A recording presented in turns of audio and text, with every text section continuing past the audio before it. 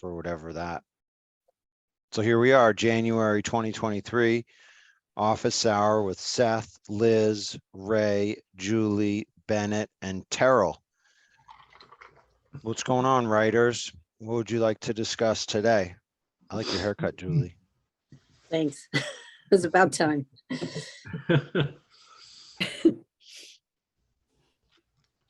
I've just been talking to Liz about her process of bringing her novel to publication. She's self-publishing, and she's used a copy editor, a proofreader, and a designer, layout person.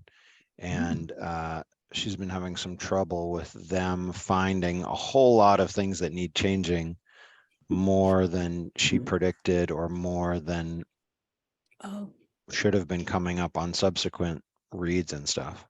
Yeah, I guess the lesson learned from all of that is to know ahead of time the things that the people that you're outsourcing are supposed to be doing and communicate properly. I didn't, since I didn't know what I was doing, I was just like, take it and fix it, instead of like really communicating the certain standards and things that I expected. So that's been a learning lesson. The other thing too that has been just something I think everybody should do, because I never got to the point where I was like worried about this until now, is grammar usage and the way that I've been saying things, because we're so preoccupied as writers about like how, am I conveying my thoughts? But then when you start getting into the nitty-gritty about like adjectives and like comma placement and all these types of weird things, I realized I've been doing everything wrong for years. And so I got a Chicago Manual of Style hard book, and I just sat down and like started reading through all of the sections and going, oh crap, I've been doing this wrong this entire time and no one told me. So so now I feel like I know the Chicago Manual of Style very, very well. But that was like a hard lesson learned. They even have certain things to look for. And so, if you guys are getting ready to submit things or anything like that, they have like common word usage errors. And so they have like a big list of, hundreds of words. And so I just type those words and search and find and see if I was doing what they were saying were common problems that people do. And turned out, yeah, I was like mixing up words and, just having that list there was really invaluable to kind of be checking as I went along. So anyway, it's kind of a very unsexy but important lesson, is like spending a little bit of time with Chicago Manual, or sometimes Strunk and White or another book like that, can be really useful.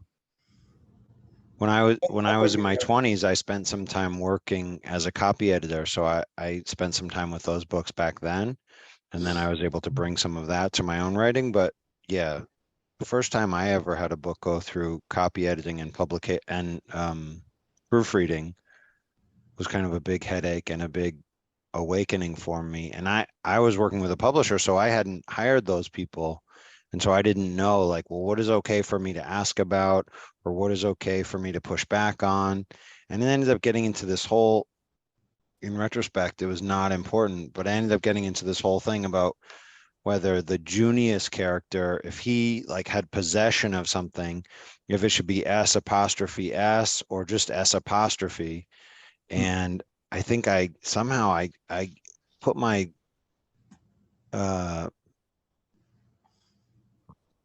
spear into the sand and said, like, this is how it's got to be. And like, in retrospect, that wasn't like the number one thing that I needed to care about at that moment. But yeah, that stuff comes up for sure. And I think that the first piece is like when you're I don't know if you were working with a copy editor on the first round, if he knew that you wanted copy editing or developmental editing. Sometimes people who do that stuff are able to do different kinds of reads. And so based on what you're asking for there, they might give you back different stuff. Yeah, I actually had paid for developmental editor as well. So it went through developmental, copy editing, then proofreading. And then I realized that oh shit, I need to do my own proofread on everything and look at it again. So, it's just lessons learned and the frustrations of the first time figuring things out. And, hopefully the next 20 books will be a lot smoother. But it's surprising to me because you were pretty much, you were pretty involved during our publishing efforts with Ground. And so you were really there seeing what we went through with the various freelancers. Yeah, So I'm I didn't surprised communicate that, with them though. yeah. I wasn't kind of going back and forth with them. Yeah, I So, guess Elise did that on the last one, and yeah. Jen might have done it, or Rich. Yeah. But part of the problem too is like you don't know what you don't know. And so I didn't know yet things that I should have been asking about. So, that's okay. Just it is what it is. And Well, thank you. I just ordered the Chicago manual, yeah, so there you go. Spend some time with it. And you'll like mind will be blown that you've been doing it wrong. It's pretty thick though. Yeah, I Yeah, just came upstairs, but on my shelf downstairs right by my desk, that there's a big old hardcover of Chicago manual. And you don't have to buy the most updated edition. You don't have to spend top dollar to get whatever edition they're on. I figured the language hasn't utterly changed since It 2009. hasn't changed that Probably much. And even if getting- the language has changed, the usage on stuff hasn't changed that much. So But yeah, I'm surprised. I was surprised talking to Liz that she didn't get a style sheet. I know with Ground, we always got a style sheet from the copy editor. And so that has all the words that you're using that are specific to your book, but also things that the copy editor looked up that they know that you're going to use a certain way. well, so I have words that I like aren't common usage in my book, like wolf shifter, right? And so I'm like, is that hyphenated? I don't know. Like, is shapeshifter hyphenated? Sometimes not. Sometimes it's one word. And so you have to like make decisions on these and try to be consistent. And, I'll probably like, after I hit publish, I'll be like, wolf shifter should be one word, crap. But, right now it's hyphenated.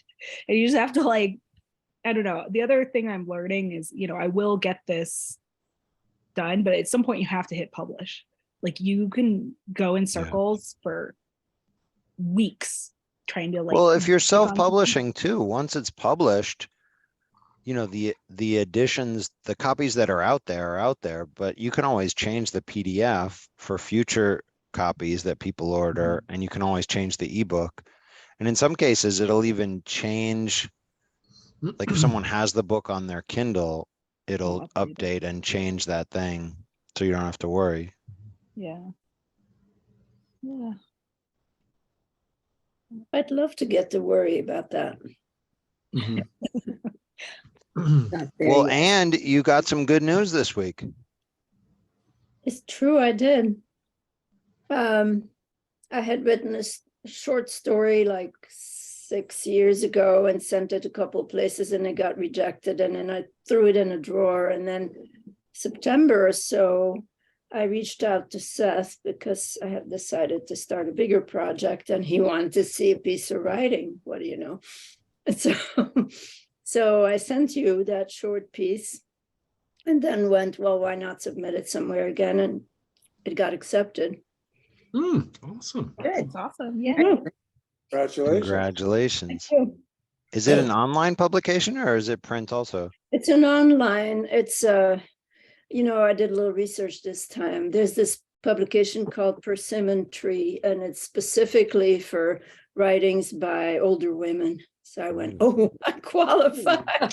Oh, there's a perk. Nice. That's good. Good I for don't you. know if they're any good, but it's just the feeling that somebody somewhere decided something I wrote was worth publishing. Well, also having the link to something like that makes it really easy to show to other people. When I first started getting published, this was back in the days of the $12 or $15 journals that nobody could find.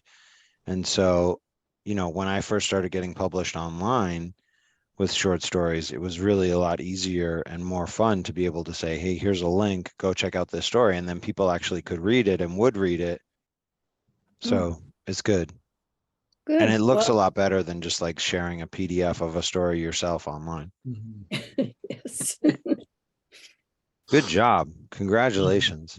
I just feel like, you wrote that piece about Providence, and I just feel like, yeah, whoa, look at that.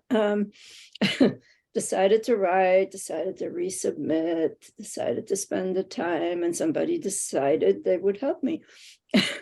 Yeah. In addition That's to good. helping a lot. Thank you. Yeah, that's good. So I published that piece on Substack this week. I've been watching Terrell tear it up on Substack. I'm enjoying some of the stuff that you're writing there, and I see your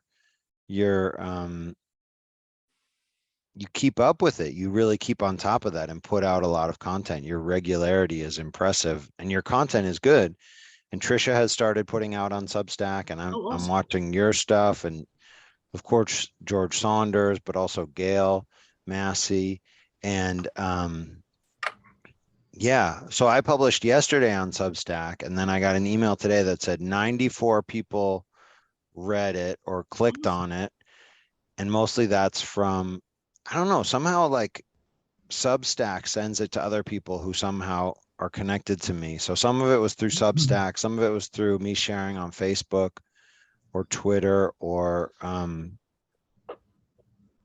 whatever, Instagram. But then there's also a thing where I can put in my email lists into Substack, and then it'll like, I don't know, I guess it potentially like sends a question to all the people on that email list to see if they want to read the Substack. Mhm. But so far, 14 people have subscribed, and I haven't made it so that people can pay yet, because my fear is that I'll decide in a month or 2 months that I don't want to do it at all. And then I'll have all these people who are expecting money for something. And so I'm especially afraid of doing the annual pay thing where like all of a sudden I'll get these money things for like $50 from a person who then expects me to do it for a year. And in 6 months, I'll think, oh no.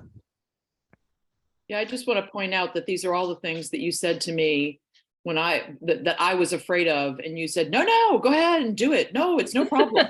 You see, there's a great interview with Larry David, and he's talking about when they were working on Seinfeld, and I think he went with Jerry, and they were just going to do 3 episodes, and then they got picked up, and he's like, I got to write 22 of these things. You know? And then you can feel that way, like I got to write a year's worth of this stuff. Well, in my defense, part of the reason that I said that for you, Trisha, was because you have so much content already on your other blog and also in nonfiction that I've seen you writing, that like you have a year's worth of Substack easily without writing anything else. So I was confident that you could just do that, and you're doing great with it. And you've got a bunch of subscribers. You're making a little money there. It's Yeah. neat. It is neat. It is neat once you get into it. And Terrell, I have to tell you that we have not officially met. I'm Trisha, but Yes. one of my friends called me this morning and she said, how do you, because I had recommended, she's a runner, and I turned her on to your Substack. And she said, how do you know him? And I said, well, it's through my my famous and fabulous writing coach, Seth Harwood. And she said, well, I mean, I thought that you wanted me to him because he's a runner, but he's a writer too.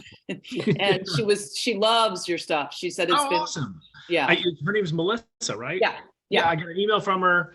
So yes, and I'm going to reply back to her. So yes, really, that's very cool. That's very cool. And that's the thing that's amazing about the Substack thing, is the connections you can make with other writers, and you can tag a writer, you can tag their publication, the comments, it shows your name, and then people can click through to see your publication there. I think what they've done is really, really interesting for writers, Yeah.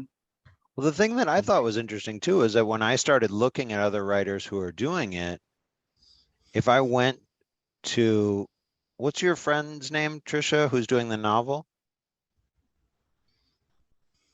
What friend? Which one? Maybe she's Gail's friend. She's doing the novel. She's the one who's doing the serialized novel on there. Oh, Sandra Lambert. Yeah.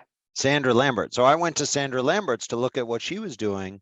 And then I didn't subscribe, but then later I got an email from Substack saying, hey, you check this out. Here's a couple of free chapters from the beginning if you want. So it's really good at like being sticky and sending stuff to people without me having to go, push it on Facebook and all that stuff. And you can you can gift people freebies as well. You can gift people a subscription, which is kind of cool. Mhm. Yeah. And then I get emails from Gail's blog, Gail's Substack, and your Substack that says, hey, you're reading Trisha. Do you want to gift people with Trisha's thing? So now I can do that. And then that helps to spread the word. So if I'm talking to someone else who might be thinking about doing Substack, I can say, hey, follow what Trisha's doing, and you could see it there. Mm-hmm. But and I know when I started working with you, Terrell, you were spending a fair amount of time interacting with people on Substack who are reading your stuff. Which I still do. Yeah.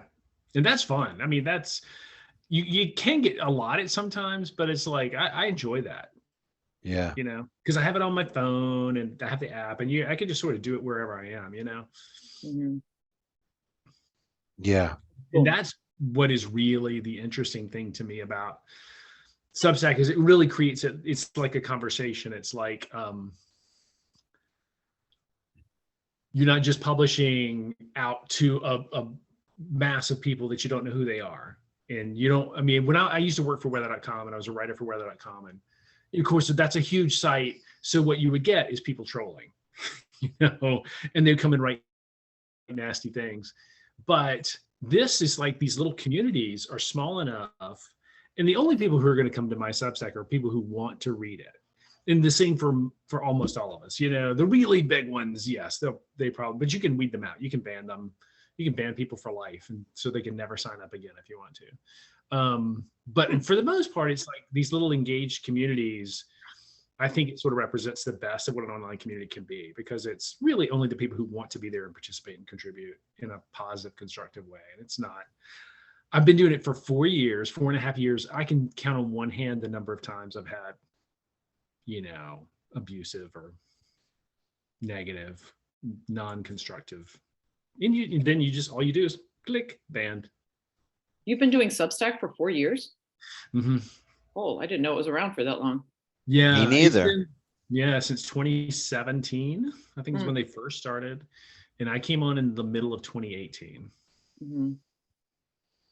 Hi, Jacqueline. I heard Wyoming is trying to ban electric cars. Oh, you're We kidding. ban all kinds of things in our state right now. So that's just one of a long list of things. We're talking about Substack and potentially building a community of readers for your blog. So it's like a blog, but it's more user friendly. You don't have to have people it's like the cross between a blog and a newsletter, and incorporates kind of the best of both. I've reached the point where like I have a couple of really decent sized mailing lists, and I just am ready to like own the fact that I hate MailChimp so much that I don't want to write newsletters on there. Like it feels like I'm like scraping out the inside of my soul when I do those. I used to have mine there, and it's really built for marketers. People want to send marketing emails. It's not built for writers. Yeah.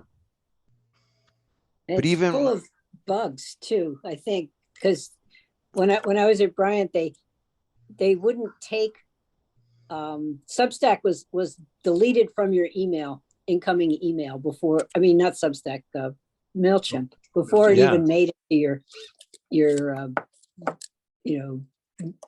university email. It got deleted, which some good things were on MailChimp, so it was kind of a problem for me. I lost some things that I really wanted. Well, I was doing a MailChimp to announce the office hours like this. And then I had to send an email to a bunch of people in my town whose kids I'm coaching basketball for. And apparently my Gmail account that I was using for both of those things got flagged because of the MailChimp. And so some of the parents didn't get that email.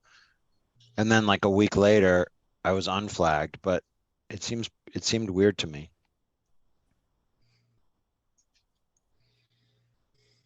But I think the interesting question is like, well, for me, I'm wondering like,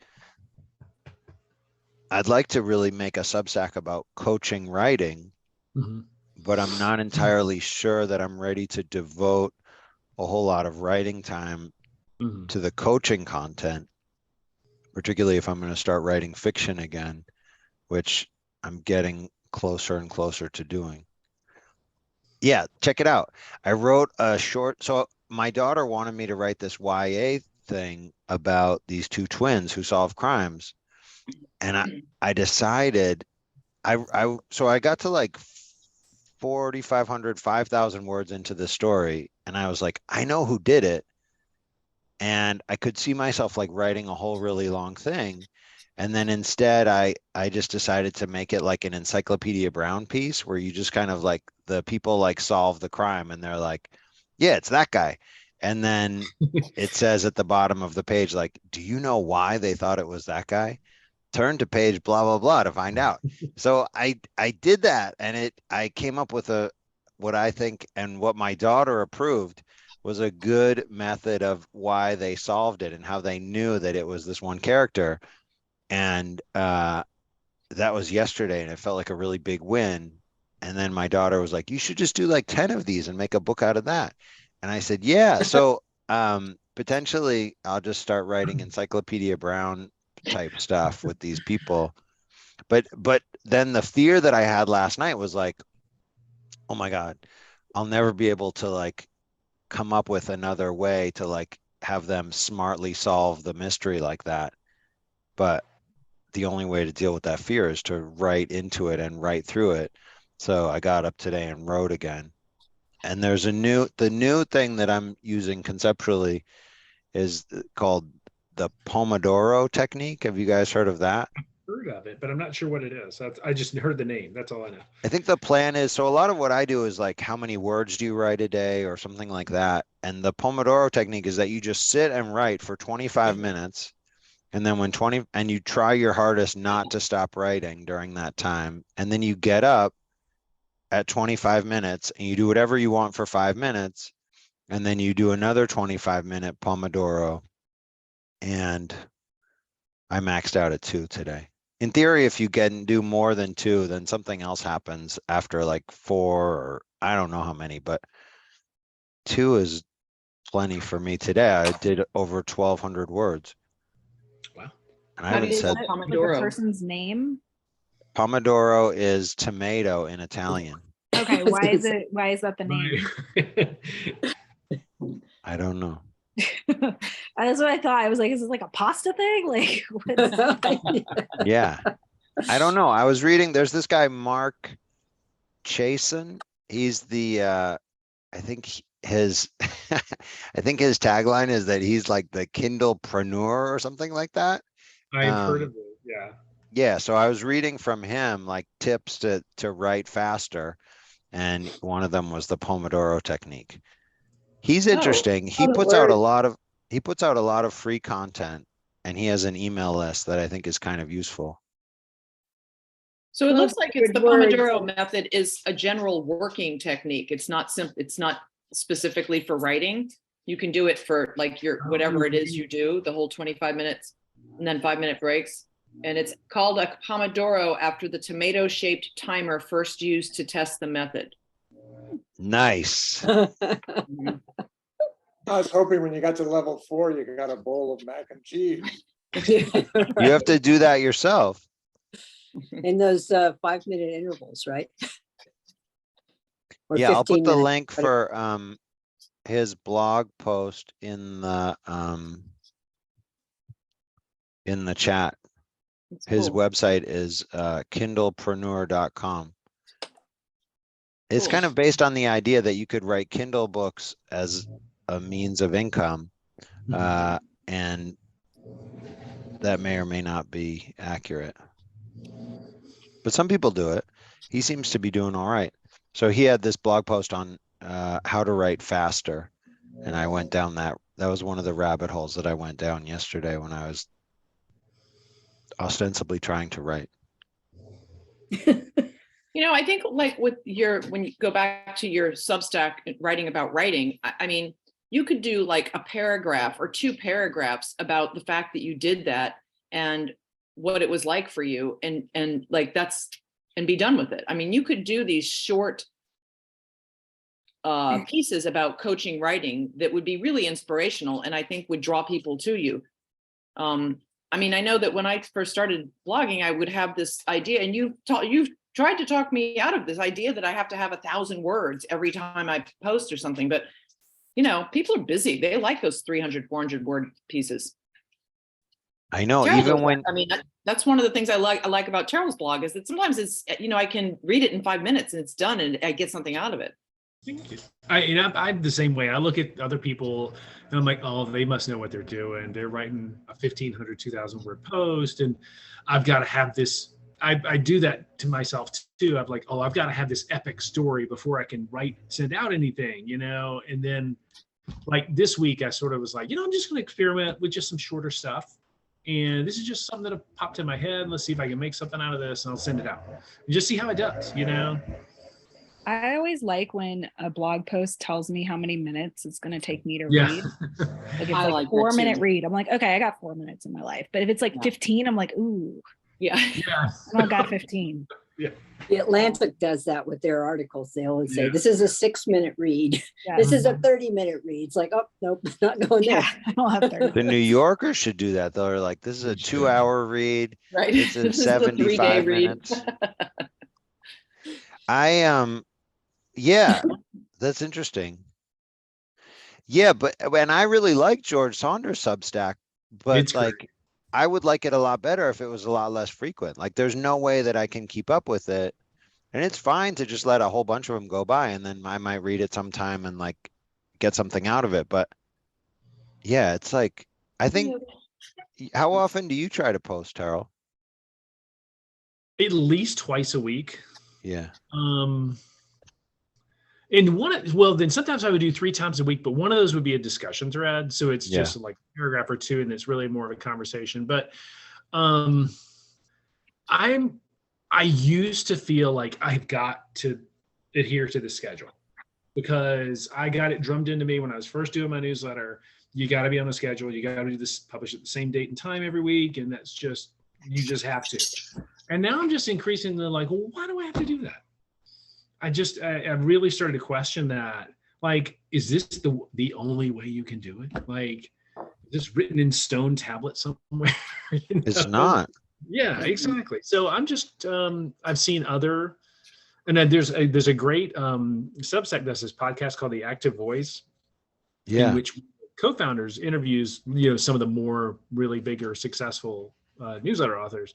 And he's got one today, or the most recent one that came out, I think, earlier this week. And she's like, no, I don't go by, it's too stressful for me to try to keep this schedule every single week. She's just like, I write when I have something to say.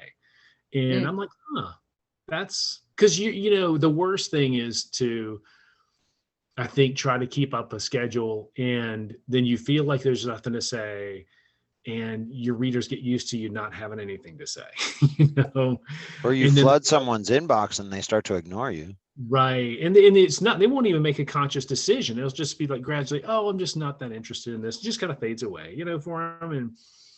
And I know these 2 writers well, just through, we've become sort of digital friends through writing Substacks, and each of them, it was uncanny. Each of them this week wrote posts about how they didn't have anything to write about. And I love them. And they were both good posts and well written, but you could tell, okay, people who keep a schedule, you really do hit a wall when you sort of run out of things to write about. And that's why people who write about stocks or investing or whatever, it's like this constant flow of news that you can have something to write about. Whereas something that's more abstract or sort of more, gray, you can reach you don't have a constant flow of something, or somebody who writes technology news like Ben Thompson with Stratechery, like there's always something for him to comment on. So I think sometimes it's trade-offs and pluses and minuses for any direction you go, What is you called it the active voice? on The active Substack? voice, Hamish McKenzie. I can't He's find it. the- Hamish McKenzie. I got, for some reason, I got an email from that one. I'll send you. I'll find the link. Hang on. Okay. My dog is. Oh, here it is. The Mish. No, the active voice. I'll sorry. find it on That's the wrong one. Hamish McKenzie. All right. I'll put it in the chat. Oh, thank you. All these basketball parent emails just bounce back again from a basketball thing that I wrote. I'm blackballed. The MailChimp got me. I got to use a special different email address for MailChimp. But apparently I don't know. Yeah, if you use an email address, like if I use my Write with Seth email address, which I don't have, and I advertise stuff on my Write with Seth URL, then that has less of a chance of getting flagged than if I'm using my Gmail. But the trick to MailChimp is to use one address for MailChimp and then another address for basketball parents. Seems kind of. Is it rude for me to ask you how many subscribers you have? Oh, me? No. And bear in mind, so I used to own a website. I sold it last year. That was a guide to half marathon. So that's why mine is called the Half Marathoner. And I started that website 16 years ago and had it for a long, long time. And so I got subscribers from that. I had a little pop-up window on there. And so I have 43,000 total subscribers. And I have about 640 paying subscribers. I kind of thought that was a precursor to making me feel very bad about myself, but I appreciate you giving it to me. Well, and I've lost, I can go down a rabbit hole with my little unique space. It's, I've cut some subscribers, but I don't even know if you should do that. I used to do that with MailChimp because it would charge you for how many subscribers you had. Mhm. And so you feel like, well, people aren't opening up your emails. You need to constantly be culling your list. Mhm. But you don't really need to do that with Substack. I mean, Mhm. they don't charge you. It's totally free. Yeah. I'm wondering what would happen if I started to put like fiction on there and writing coaching stuff and other things.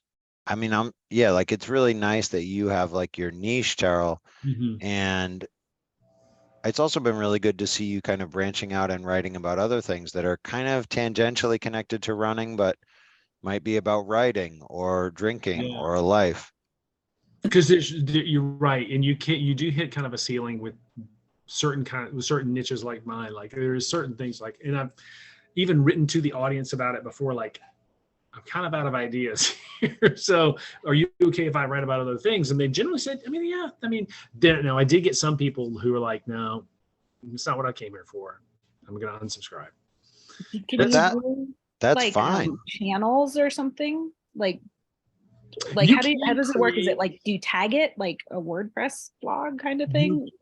You can't You tag can. it like WordPress necessarily, but you can create these little channels. And so you can create a list so people don't have to sign up for them all. They can just sign up for this one, but you can have another one that, either you can add people to that list yourself, or you can default to add everybody who signs up to everything, or you can just say, okay, if you want this, go sign up for this. Or you can create an entirely new Substack. Ugh. Yeah. That doesn't sound good. I know. Yeah, And one that's is kind of more like you're than getting enough. into the content management system aspects of it, and like what is the right way? And I don't know that I've got the right way to do it, because mine's really evolved out of this other thing I was doing, and I've kind of pushed it. I've tried to push it, but not too far to the breaking point, like to totally alienate the audience. But I feel like I've found a good place to be. But I'm still very much figuring it out. But you have to evolve too. years. Like if you started a blog 4 years ago or a website 16 years ago, like you have to evolve with your interests and what you're doing. Totally. There's a woman, she's got a super successful one. Now she's, to be super successful, you either need to be famous or you need to be, willing. She wrote a lot about the whole Johnny Depp and Amber Heard trial. And but her original her Substack is called House in Habit because it started as a blog about her home renovations. You know, those really used to be big, those home renovation blogs years ago.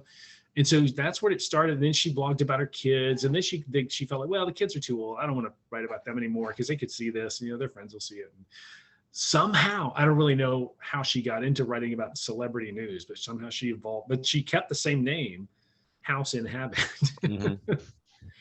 Yeah, after Johnny Depp, though, where are you going to go from there? Like, that's well, that's right. I mean, anything is that's the down thing. after that. Yeah. The Well, Chrisleys, so Yeah, there you go. so this is a lot about how to get your work out there in the world, and Mhm. I do think that potentially this is an avenue that people could take for serialized fiction. Mhm. There's also an element where you can make your Substack contain the audio, like I was doing with the serialized podcasts before. And you can also have Substack automatically computer style Siri voice, like narrate your writing for you, Mhm. which I tried listening to once and it wasn't so bad. Yeah. I still think it's preferable to have your own voice, which I've always kind of wanted to do because I thought It's sort of an more work audio. though. It would be, yeah. You've got to sit there and do it, and I don't really have the time to do it. Like I could do it once, but like, can I do this on a consistent basis going forward? And I can't do it right now. Yeah. Jacqueline, I haven't seen you in a while. What are you working on? Same thing, plus a screenplay. It's the same, but at least I'm making progress. Good for you. Screenplay and working less at my other job. I'm also working at that. So that's good. Good for you. Liz is working on a screenplay or two. Julie's novel is getting into shape. Ray is moving along with her novel. Bennett has got a handful of novels that he should be sending to people to read. Trisha's working on a Substack and a nonfiction book of excellent essays. Taryl's rolling. Are you doing more fiction, Taryl? I haven't been doing any lately. I keep thinking of it and wanting to get back to it, but it's it's just Christmas, and I've been coaching basketball too for my son. So yeah, assistant coaching, but you got to be there, and so it's kind of been a full season of things. So but I keep dreaming of it every day. I think of. Yeah. We need to start a second workshop to get more people workshopping their stuff. Mm-hmm. To be determined. Save Any some other time coaching, okay, please? Yes, absolutely. Yeah. So we have a couple more minutes. Is there anything that anybody wants to bring up? I was going to suggest the conversation earlier, particularly from Liz, it wouldn't hurt at office hours occasionally to talk about some of those Chicago manual issues that we all seem to fall into trouble with without even knowing it. You know us better than anybody from our writing. She was talking about, the obvious stuff, comma placement, verbs, adjectives. Yeah, the really sexy topics of hyphenated colors, comma separated adjectives. Yeah, not too much of it, but some of it would, we could all use it, I think. Orphans. Nerdily enough, I would love that. Orphaned pages. That was one of the things when I pulled my manuscript and looked at it again. You think it's in great shape. And then one of the things I realized that I'd done all throughout of it is, so if you are interrupting dialogue with an action, you should use an M dash. But I was using commas and then interrupting it with action, which you weren't supposed to do. And so that was a big thing. And then I was also But can I just jump in for a sec? Yeah. So in the example that you showed me of that, you were interrupting dialogue in the middle of a dialogue sentence. Right. I think the easier fix for that is just to do the action in between sentences of the dialogue. Right. But sometimes I want to interrupt for whatever reason. Like if the action is actually happening while they're saying things, like, you know, this, you know, interrupt, like circling with a fork or whatever to like go back isn't working for me. You know, like I have things like that in my writing, but I was interrupting it with commas instead. And then the other thing I was doing was, instead of using like dialogue tags, I was using action as the dialogue. Like, look over That's- there, he grinned. Oh, that's not okay. Well, that's okay if you do it with a period, but not with a comma. Yeah, I was doing it with a comma. Ah, I know, it was awful. Like I realized, I was like, this entire thing is like worms holes everywhere. Like the whole thing's a mess. So I had to like go through. Uh-oh. this is what happens when you start down the rabbit hole of putting thoughts into italics. Oh, the baby. Sorry, we woke someone up. Got too excited about Oh, wow. Bedhead. Oh, Oh, she looks so sleepy. I know. oh, look at her looking at mama. Oh, She's like, Mama, what's up with the M dashes? Yeah. That gets me too Oh. excited. So anyway, when you like realize those things and you take like a really hard look, you're also like, I thought I knew how to write, and apparently I don't. It's like a little ego shattering. So now I do, because we're good now. I've like looked up all the rules, but Yeah. that was like a rocky lesson to learn. I'm very pleased to report I don't think I know how to write, so I won't have that trauma. I think what Liz is talking about though is like doing all these things, and I developed certain tics and habits, and then you send them to a copy editor. You want the copy editor to fix everything. But generally copy editors and proofreaders all have their own particular tics and habits. So I've had the thing where the copy editor fixes a bunch of stuff, they think, and then it goes to the proofreader. The proofreader changes it all back. mhm. That stuff can be infuriating. That would be infuriating. And I've had that with publishers that I've worked with. The publisher is like sending me these varying different opinions on how a certain thing should be punctuated or something. That's crazy making. This is what I do Yeah. all day long. Teach But you- students how to use commas and semicolons. Actually, I advise them not to use semicolons because I tell them it's far too advanced for them.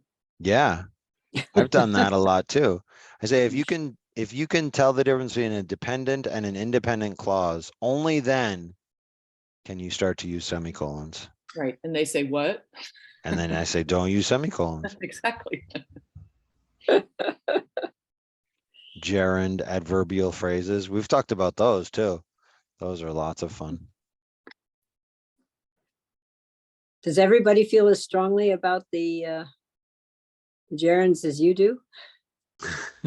No, no one feels as strongly about gerund, adverbial phrases to start a sentence as I do. And clearly no one feels as strongly about italics as thought interjections as I do. Are you against those? Yeah. Okay. What's your preference? Never do. Never have thoughts, never Never. express thoughts in writing. Is that Sally Rooney's big thing? Is she Who's Sally Rooney? she wrote Normal people. Normal People, and what was the most recent one? It got a Yeah, huge she has a push. new one out. And, Yeah, last year. I don't know. No, we've talked about this a lot, and I have some YouTube videos about it. Essentially, it's like, rather than just saying like, damn, I shouldn't have done that, like in italics, I would have something that would generally what happens is that you change the point of view or the narrative voice when you do something like that. And so I just rewrite it in ways that make it more consistent with the narrative voice and the author or the character's means of connecting with the reader. Conversations with friends, the scripts. That's her new book. Oh, I've heard of And that. Beautiful World, Where Are You? That was Oh. one of, yeah. Oh, Well, that okay. came out like a year or two ago. Okay, so she has a new one coming out next month. Yeah. Oh. Yeah, I was wondering if it would work on Substack to like publish like an Encyclopedia Brown short story and then see if people could solve it. And then a week later or a couple days later, like put up the solution. That'd be fun. Mm-hmm. I hope so. My goal is to like have those out there and say, like, if you know a young person, read this to them. Because these are definitely be more for your son, Terrell, Mm-hmm. than for you or someone like that. I think that's a What really age- fun what age idea. level? He's 10. 9. Oh. Yeah, 8 to 10, 8 to 11.